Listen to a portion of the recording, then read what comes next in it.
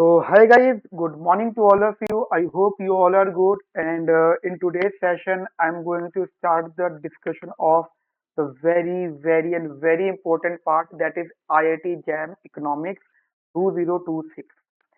तो गाइस, सबसे पहले आप लोगों को मैं दो तीन चीजें बता देता हूँ। मुझे पता है कि काफी लोगों को मतलब चीजें क्लियर नहीं है कि अगर उनको अपनी आफ्टर ग्रेजुएशन क्या करना चाहिए, तो दे आर बेसिकली कंफ्यूज कि क्या करना है। देखिए, आपके पास बहुत सारे ऑप्शन हैं। आप मास्टर्स इन इकोनॉमिक्स कर सकते हो, जो कि सबसे प्रायोरिटी बेसिस पे रहता है। ठीक है। आप एमबीए कर सकते हो, आप यूपीएससी की तरफ जा सकते हो। A lot of options you have. तो लॉट ऑफ में से मैं एम इकोनॉमिक्स एंट्रेंस की बात कर रहा हूँ, और उसमें भी एक बहुत माइनर से एक डिस्कशन हम लोग कंटिन्यू कर रहे हैं, that is the IIT jam. क्योंकि मास्टर्स इन इकोनॉमिक्स करनी है, ये बात क्लियर हो गई हम लोगों को। बट कहाँ से करनी है, ठीक है, किधर से करनी है।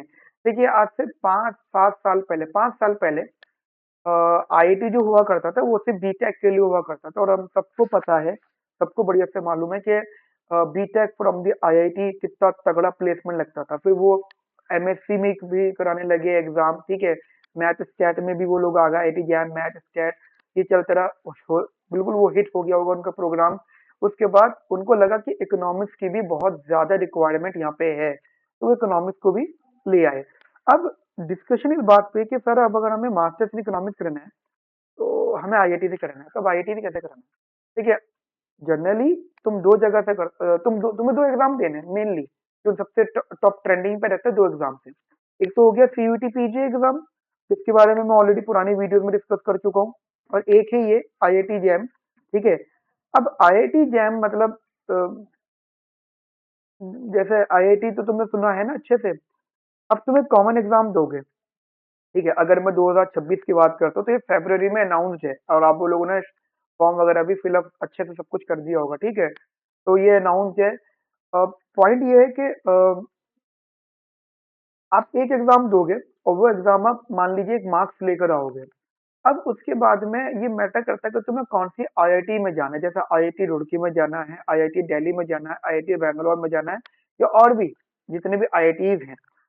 अगर जैसे मैं दिल्ली की बात करता हूँ, तो दिल्ली सबसे प्रायोरिटी बेसिस पे रहता है आईआईटी, मतलब लोगों की नजर में। ठीक है। ये इंस्टीट्यूशन कि हमें दिल्ली आईआईटी, दिल्ली वाले आईआईटी से मास्टर्स या एमएससी इन इकोनॉमिक्स करना, जाना ना। This is MSc in economics. Okay. तो उसके लिए क्या होता है, उनका उनका आपको एक अलग प्रोसीजर फॉलो करना होता है। You need to follow the different procedure. कैसा प्रोसीजर होता है वो? जैसे वो लोग एक एग्जाम आपका अलग लेते हैं, एक डिस्कशन के लिए बुलाते हैं, बहुत सी चीजें होती हैं। ठीक है। वो तो आपको जब फॉर्म वगैरह दोगे, जब भरोगे, फिलअप करोगे, तब आपको चीजें क्लियर होंगी। मेन जो आज मेरा वीडियो का डिस्कशन है वो है, आज हम आईआईटी जैम के 2026 के सिलेबस की बात करना चाहते हैं। तो what is the syllabus? Syllabus and plus the references. ये सबसे इंपॉर्टेंट होता है कि what all references we need to follow. ठीक है। कौन कौन से रेफरेंस हम लोगों को फॉलो करने हैं यहाँ पे। ओके।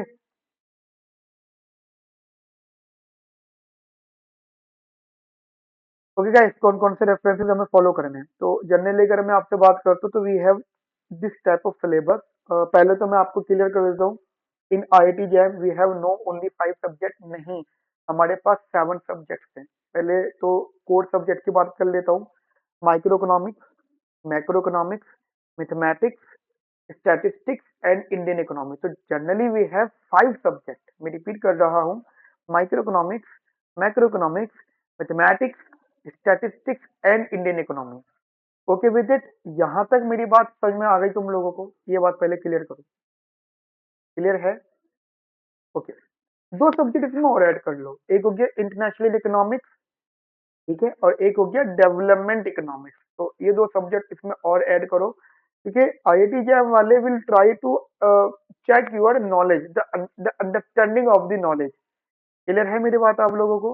वो आपकी नॉलेज की अंडरस्टैंडिंग देख रहे हैं बस, और कुछ उनका पर्पस बेसिकली यहाँ पे नहीं है। अब बात करते हैं हम लोग रेफरेंसेस की। देखिए, जैसे मैंने आपसे माइक्रो इकोनॉमिक्स की बात की, तो ये माइक्रो इकोनॉमिक्स है। तो माइक्रो इकोनॉमिक्स के लिए अगर आप सीयूटी पीजी की तैयारी कर रहे हैं, तो सीयूटी पीजी के लिए आप Rubinfeld and Pindyck Hal Varian पढ़ लो। It's good enough and more than enough, इससे ज्यादा पढ़ने की जरूरत नहीं है। पर जब तुम आईटी एग्जाम के लिए आते हो तो नॉलेज का थोड़ा सा अपग्रेडेशन चाहिए। ठीक है, तो उसके लिए आपको पढ़नी होगी that is Snyder and Nicholson. देखिए ऐसा तो है नहीं कि आप लोग सिर्फ आईआईटी एग्जाम इकोनॉमिक्स की तैयारी कर रहे हो, नहीं। आप लोग सीयूटी की भी तैयारी कर रहे हो तो सीयूटी वाला नॉलेज आपका बेस स्ट्रॉन्ग करेगा या आपका नॉलेज बिल्डअप करेगा। ठीक है, तो अगर हम देखें तो in the consumer theory syllabus में थोड़ा सा एडिशन है। ठीक है, जैसे मैं आपको बताता हूँ, consumer theory is same, but उसमें भी थोड़ा सा इन्होंने एक्सटेंड करा है चीजों को। जैसे ये लोग यहाँ पे रिवील्ड प्रेफरेंस से रिलेटेड भी क्वेश्चन पूछ चुके हैं। ठीक है, रिवील्ड प्रेफरेंस से रिलेटेड भी यहाँ पे क्वेश्चन ये लोग डिस्कस कर चुके हैं। एक है theory of production and the cost. ठीक है, journal equilibrium and the welfare. ठीक है, and the market structure. Okay, ठीक है बेटा। अच्छा, एक ना चीज मैं बीच में आपको बता देता हूँ, वैसे इट इज नॉट नेसेसरी, मैं जनरली आपको बता देता हूँ, तो आप चाहो तो ये अ,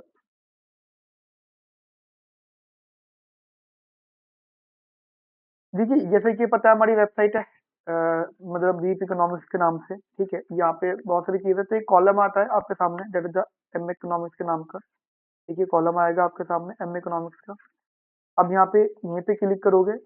हमने एक 2026 के लिए एक स्पेशल टेस्ट सीरीज बनाई है। ठीक है, अब मैं बस इतनी बात करके आप चाहो तो इसको देख लेना, इसका मैं लिंक डिस्क्रिप्शन में डाल दूंगा। It is not necessary, but एक इंटरेस्टिंग टेस्ट सीरीज है। मतलब एक ऐसी टेस्ट सीरीज है जिसको हम आपको 3 पार्ट्स में डिवाइड करके दे रहे हैं, मतलब फेज 1, 2, 3। तो आपका डेली टेस्ट होंगे फ्रॉम दी 1 जनवरी से। ठीक है, और इसकी कॉस्ट भी बहुत सस्ती सी है, देख लेना अगर आपको ठीक लगे। अदरवाइज मैं अपनी नॉर्मल यहाँ बात करता हूँ। कहाँ गया? Okay, perfect. ठीक है, अब ऐसे ही मैं बात कर रहा था मार्केट स्ट्रक्चर की। अब जनरली में पता है कि यहाँ पे perfect competition, monopoly, pricing with market power, price discrimination जिसमें first, second and third, monopolistic competition and oligopoly. उसके बाद में एक आ जाता है गेम थ्योरी। गेम थ्योरी और public goods and market failure, ये इसमें ऐड हुआ है, ध्यान रखना। सीयूटीपीजी में सिलेबस में नहीं है, पूछ ले वो लोग तो बात एक अलग है, बट वो इसमें एक एड ऑन हुआ है, तो वो उसके सिलेबस में नहीं था, बट आईआईटी जैम के सिलेबस में गेम थ्योरी बहुत इंपॉर्टेंट है। एक क्वेश्चन कंफर्म है, मैं गारंटी देता हूँ क्वेश्चन आएगा। ठीक है, तो जनरली आप इसको रेफरेंस फॉलो कर लेना। रही बात गेम थ्योरी की, तो गेम थ्योरी के लिए बहुत सारे मतलब हो सकते हैं पार्ट, बट फिर भी आप एक बुक आती है ऑसबॉर्न करके, उसका चैप्टर नंबर 2 सिर्फ रीड कर लेना, शायद आपको गेम थ्योरी की नॉलेज थोड़ी सी बिल्डअप हो जाएगी आपके लिए।